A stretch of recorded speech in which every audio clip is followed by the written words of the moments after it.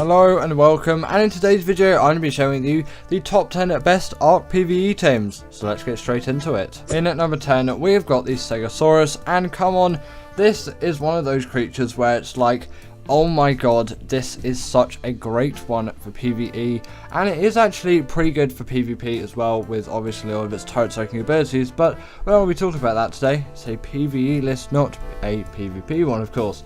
With this thing, they're just a really well balanced berry gatherer, and yes, you could say trikes are really great as well, and parasols are really great, but I've never really liked them as much as the Stego, and actually this is the only berry gatherer that I've really decided to put on this list. There's one more, but it does a lot of other things apart from berry gathering, but you know, this is the only main berry gatherer I've actually put on the list today because it's not the biggest part of a PvE player's life, just gathering loads of berries up, but it really does help out a lot to have a creature that does berry gather, and the Stego is definitely one of those.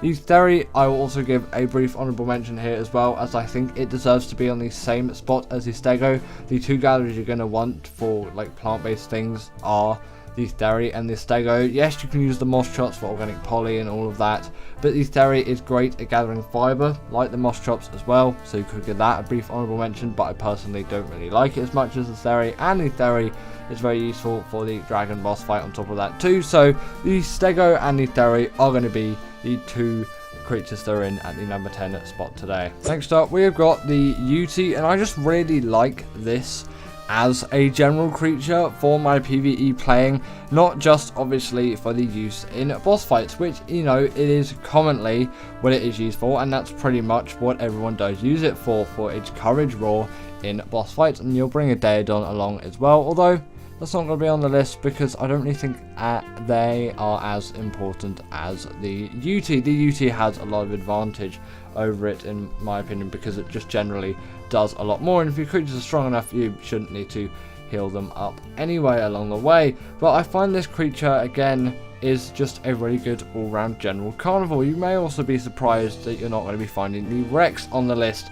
I just find that there are better boss creatures out there than the Rex, and it's sort of been overtaken away. Even something like a Yuti, you could bring loads of Yutis into a boss fight, and a lot of you have been saying you find them a lot harder to tame than the Rex, and I would say that to some extent, especially considering the biome, but I've never really struggled with taming the Yutis at all, and I can get a nice high level breeding pair with relative ease, and then just breed tons of Yutis, and the Yuti army is there, because I would rather have an army of Yutis than an army of Rexes. The Crystal Wyvern I found is often just not talked about in a PvE just aspect or conversation in general, and the reason for that is probably because the map is slightly more obscure. Not everyone is out there on Crystal Isles, especially considering it's not in ASA, but these creatures really are, in my opinion, better than the normal generic wyverns, and people seem to talk about those all the time. I just prefer their elemental abilities, and they are far easier to tame,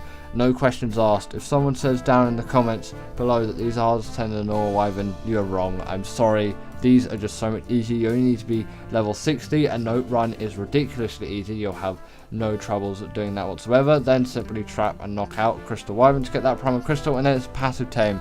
Basic as just like that. And if you want to be really sure that you don't fall off, you can always have a grappling hook on you and just grapple onto it as well. But if you actually get into the right spot on its back, then you should be fine and you won't need one anyway. They just really are, in my opinion, a lot easier to tame than the Wyvern, and you get all of those Wyvern features, if not even better, considering the elemental abilities are better. My personal favourite is Blood Crystal Wyvern.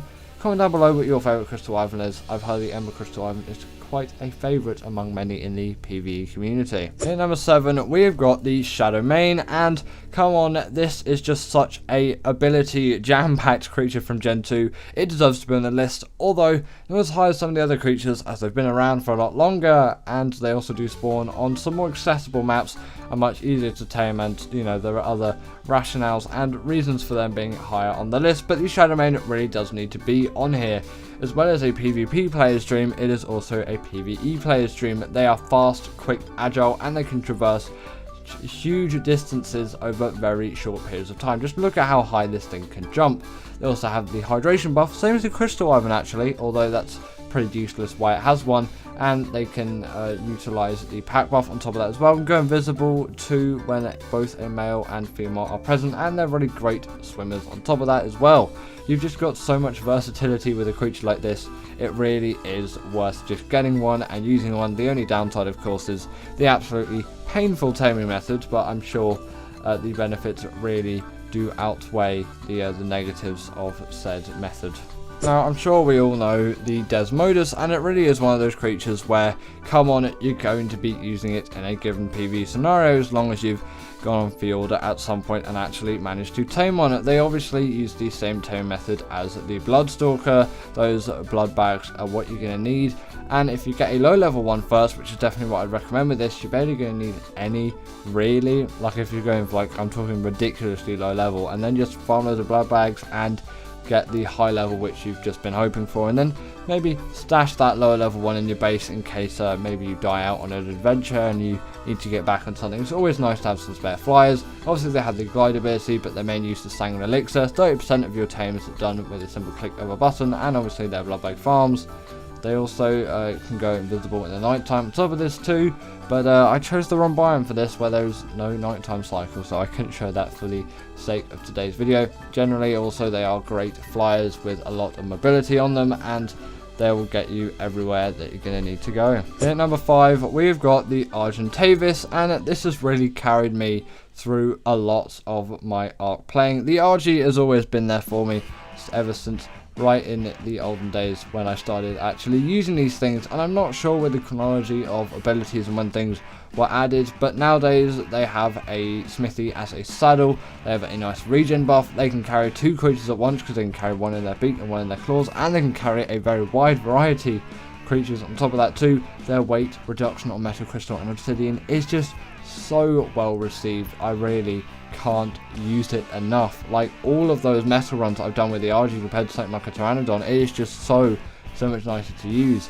And obviously they do not have any kind of speed advantage compared to something like the Pteranodon, but I tend to actually turn on flyer speed leveling, but still, even at the base speed, they are very, very usable. But you know, I'm very much an advocate for flyer speed leveling, so I'll keep that there. But as always, the PvP players just taking it to the limits. I'm not just going to blame it all on you though, because PvE players did go a little bit mental, and it did make things a little bit more mental. But you know, at the end of the day, Ark's quite a mental game, so why don't we keep it a little bit mental? I guess, you know, cheaters and things like that.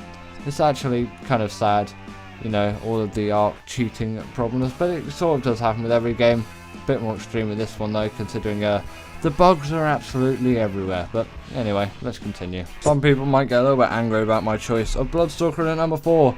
I simply love this thing for underwater travel, and traveling is a big part of my PvE playing. So from my preference of PvE playing, this is a very, very useful creature for me, and I sort of need one nowadays. Like, I'm just like, if I'm gonna go anywhere in the water or do any of those underwater caves, even if I'm on the island, I'm hopping straight over to Gen 1, getting a Bloodstalker and coming back with one before even stepping foot in the oceans to do those caves, or just generally traversing the oceans to go to underwater caves and things. I know Megalodons exist and I could do it with a Basilo quite easily, but sorry, I just love the Bloodstalker for underwater travel too much. It is so fast, it is so agile. You can see all the aggros of the creatures. It can also skate along the top of the water too, and that is just something which you really do miss if you're on some other creatures that are obviously underwater based ones, and I can't not have it at this point.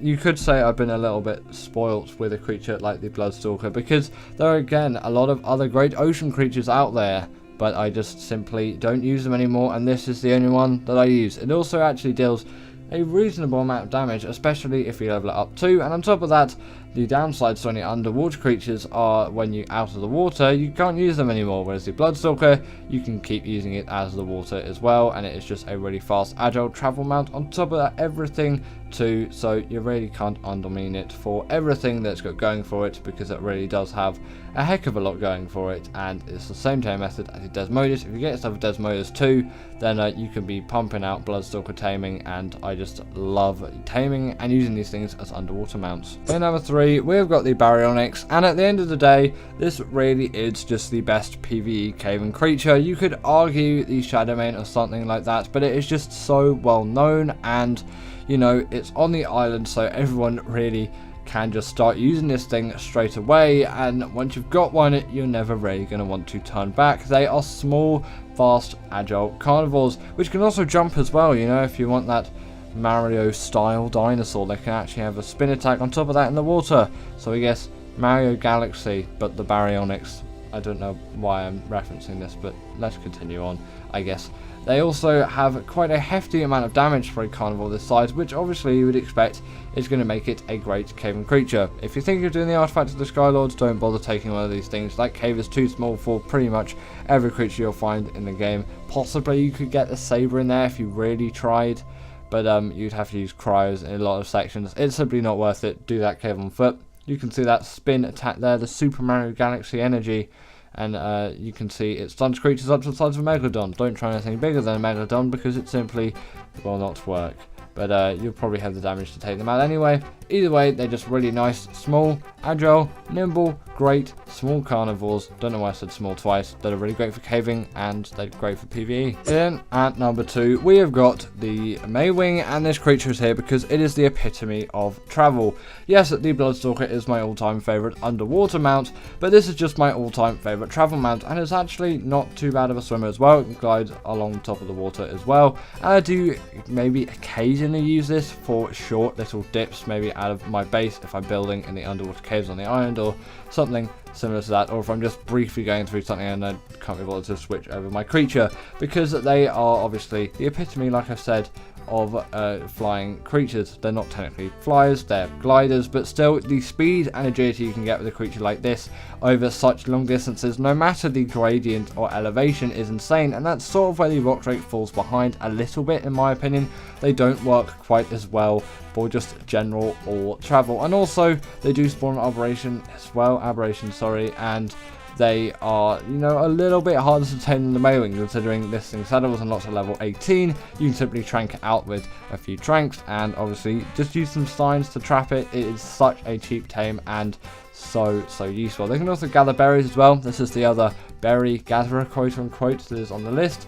And obviously they're portable feeding trough too. You really do need these things for PvE if you're playing Ark Survival Evolved. If you're playing Ascended, tough luck. And in at number 1 is the Deinonychus. This always will top my lists for the best PvE Ark creatures, unless something comes out which is just so insanely small, nimble, yet insanely powerful that it manages to top this creature. But so far, still nothing has, and I'm confident nothing really will. They take no fall damage and have a lot of agility. On top of that, they can deal bleed damage to bosses, and as far as I'm concerned, they're the only creature that can do that, as they can grapple onto them and just absolutely tear them to shreds. They have the pack buff on top of those too, and although yes, they're not great in the water, that's not what I'm using these things for. I'm using these things for general travel and boss fights.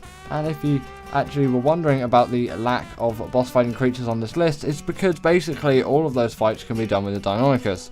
I wouldn't really do the extinction boss fights with something like the Deinonychus, but that is such a minority in terms of the scale of all the Ark maps. I decided not to include any creatures that might be good for said boss fights, because for everything else really I can't think of any other exceptions apart from the Moder. Actually, maybe the Master Controller, you'll want something with a little bit more health, but still with some health mutations you can get through it on alpha with absolute ease.